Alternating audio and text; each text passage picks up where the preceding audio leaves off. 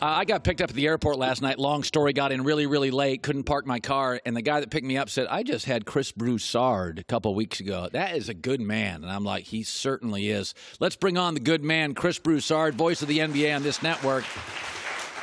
I know that sounds real bougie, like you and I use cars, but sometimes in our schedule we have to. Okay. It helps. So yes. I'm not even going to talk about the Westbrook. I'm shocked. I got to give you props. Let's for not hear it for me, with John.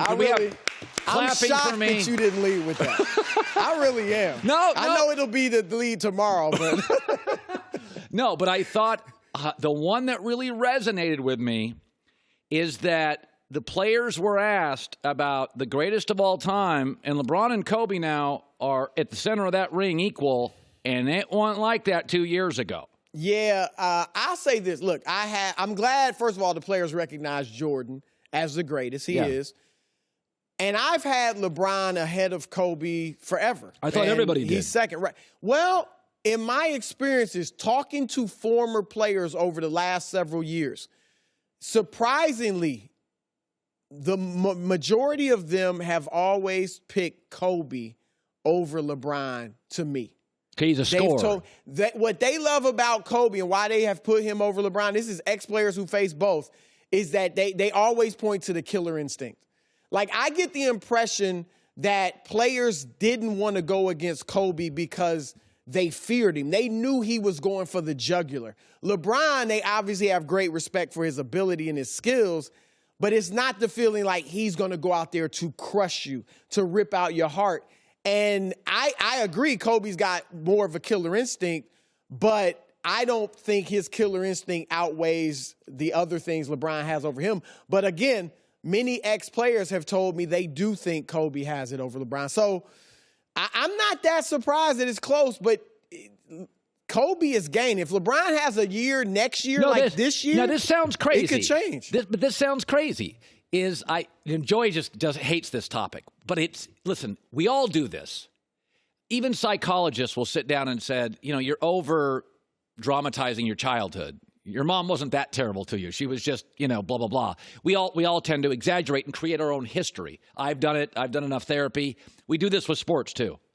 We forget that Michael Jordan missed all sorts of game-winning shots. We just remember he was 6 for 6. Right. And then, we make Michael. We forget that from between James Worthy leaving at Carolina and his first NBA titles, there was 8 years where he just shot a lot and didn't win a lot of big games. We forget that. Couldn't beat the Celtics. Couldn't beat the Pistons.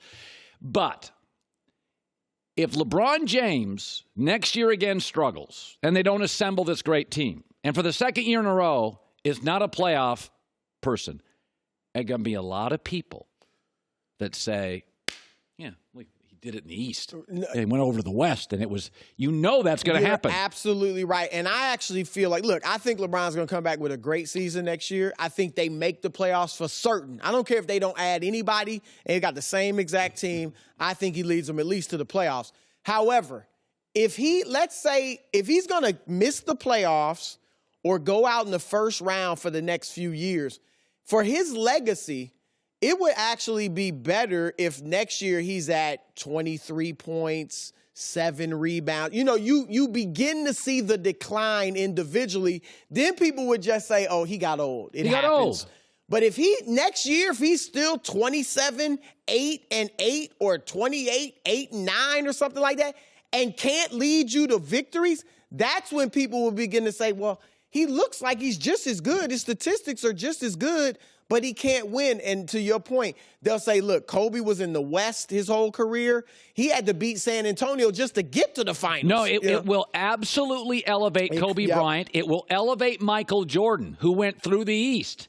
He had to go through really good teams in the East. Remember, Michael got to the finals, and none of those teams were ever great. The Suns, he had to go through Ewing, Sonics, and the they weren't Utah. Those teams never won any titles. Well, Jordan was in the era where it was like 1 or 2 stars on the team. Yeah. 1 or 2, not really big threes. So The Athletic, Sam Amick, they did this poll where they polled like 25-30% of the league.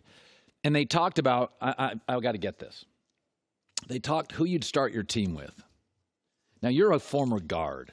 Yes. And a slot receiver just won the MVP in a Super Bowl. We didn't have them 15 years ago, and they certainly weren't winning MVPs in the Super Bowl.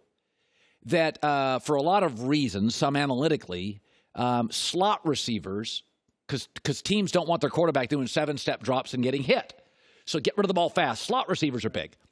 The NBA, when I grew up, was a center league. It is now a guard wing league. Can't hand check. Right.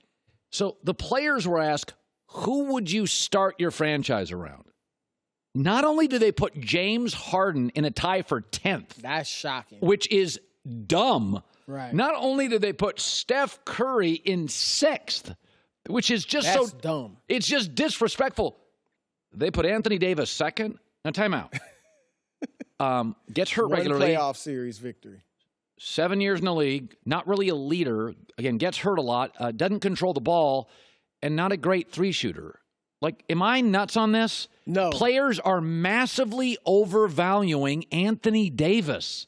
And you see they're overvaluing size in that list. They're clearly overvaluing Davis. He's a great player, but to start your team around, not necessarily. Steph, this list is why Steph Curry is going to benefit when Kevin Durant leaves this season. Why? Because Steph Curry, before KD goes to Golden State, Steph Curry he had become the face of the league.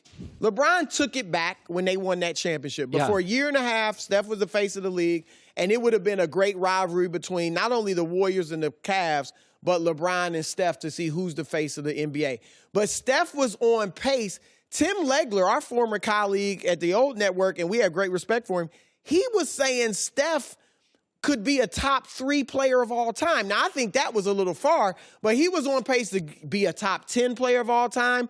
Maybe, dare I even broach this, challenge Magic Johnson for the all-time best point guard of all time. Much better scorer. Right, no question, and change the game, as did Magic to some degree. But when Kevin Durant goes to Golden State, all that changes. And when he leaves, if and when he leaves after this season, Steph Curry is going to show people again how great he is.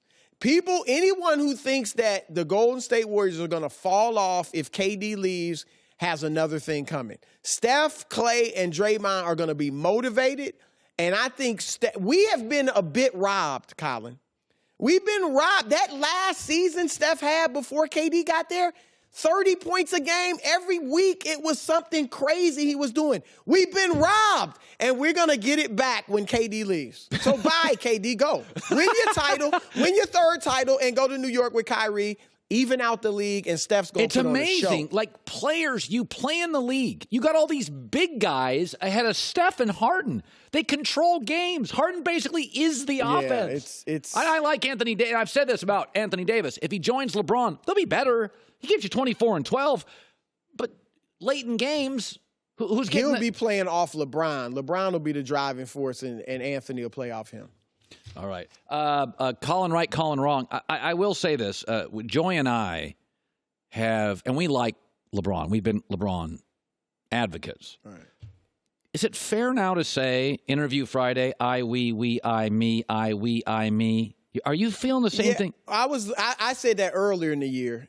I didn't really feel it so much from that interview. I didn't have a problem with the I stuff in it. What I have a problem with is LeBron. And I'm with you guys. I'm a LeBron guy, but stop the open recruiting. Stop it. Recruit on the low. We don't need to hear any more about how you're going to go out and who's going to join me in the car and who's going to join me in the bus. And no, because there's no upside to that. Number one, what if nobody wants to jump in the car with you? Then it looks like nobody wants to play with you, number one. And number two, when you show up for training camp in late September or October, it's already going to feel like a lost cause. Because this whole summer, all we've been hearing is, who's he going to get? I got to go out and get somebody. I'm going to be recruiting. And so that's number one. Number two is not helping your guys. What if you come back with the same exact team or, for the most part, the same core? You have to build these guys up. This is the Anthony Davis thing all over again. No, you're right. He keeps talking about players to join me. How about the guys you got? Right. You just are kind of coming out of the Anthony Davis thing, and everybody's kind of moved on from that. Don't do it again. You should be saying, look, we like everybody else, if you don't win the championship, you got to improve. So we're going to be trying to go out and get guys. But I like what we have. Brandon Ingram showed improvement. Kuzma, we know what he can do. Lonzo is a great defender. Like, build them up, and it could be total BS. And on the low, you're making calls. You got all these guys' numbers. They respect you. You can call them and recruit quietly. But don't announce it to the world. There's no upside at all, and there's plenty of downside to that. Chris Broussard, great seeing you, bud. Hi, everybody. Thanks for watching. Subscribe here to get the latest from the show. Also, be sure to check out more of the best clips from The Herd or go watch a few segments from other shows on FS1.